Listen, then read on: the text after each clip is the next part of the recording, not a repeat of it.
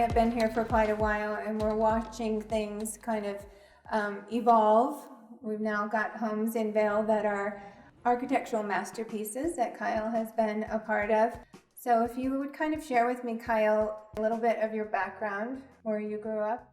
I was born in a very small town on Lake Erie in Ohio.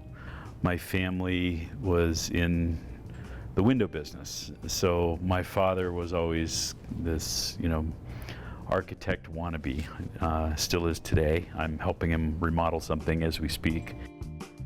At some point when I was in high school, somebody said, "What are you going to be when you grow up?" And I said, "I'm going to be an architect."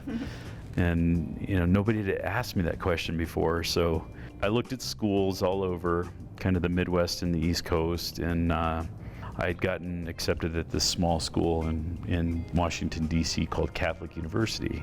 Really had a great experience because Washington, D.C. was the best laboratory for studying architecture you could imagine. And even today, I'm on the School of Architecture's board of advisors, so I'm still involved in the university.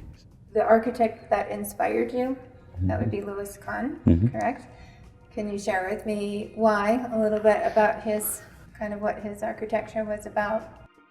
The architectural education is kind of an evolution, and growing up for somebody who was traditional architecture, my father's whole world was very, very focused on traditional colonial architecture, and I got into school and that was stuck in my brain. But as I started learning about architects and meeting teachers and finding the architects that I appreciated, Louis Kahn was just this very humble guy in Philadelphia who did some amazing buildings around the world.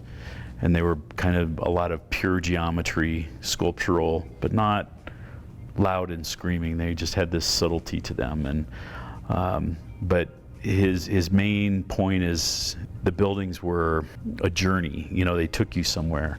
They told you where to go without telling you where to go. And took you on a sequence of events and resulting in ending up at something, a final destination. And I just was fascinated by that. So I kind of made that kind of the part of how I approach things. So, I understand you travel a lot, right? Is that part of your inspiration? Absolutely. Where do you like to travel to?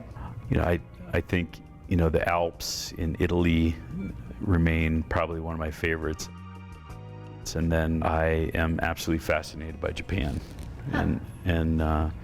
Is that because of the architecture overall and the minimalist? Yeah, and the design and everything's warm, natural materials, but clean design, and just a different whole mindset of thinking. So, what is the thinking? Is it about your mind, body, and soul? Yeah, completely. Again, there's urban experiences and rural experiences, and the buildings address the site they are on, and really pay attention to what's around them. And it's being very cognizant of thoughtful, well-designed buildings and structures.